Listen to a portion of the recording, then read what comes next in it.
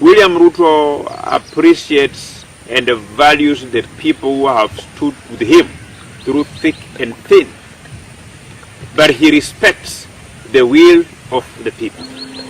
The will of the people is what makes a difference.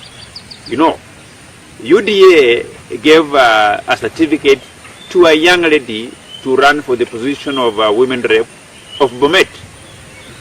UDA party has given an opportunity. Another young man who is blind from Turkana to run for position of MCA. Azimio cannot. It's only William Ruto who can respect what the people have decided to do. And we have said so every time, that it doesn't matter the position you hold, but it matters whether you have gotten the will of the people or not. If the people of this country, if the people of a particular ward, county, will decide that the person they want to occupy a particular position is a fisherman, we will respect the decision.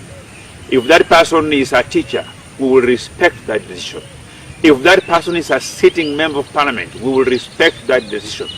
If that person is a house girl, we will respect that decision.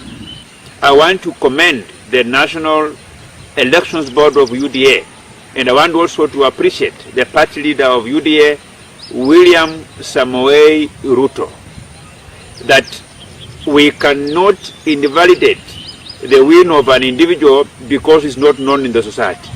We cannot, and we will never do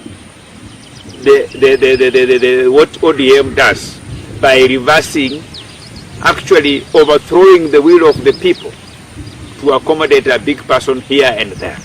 To us, we respect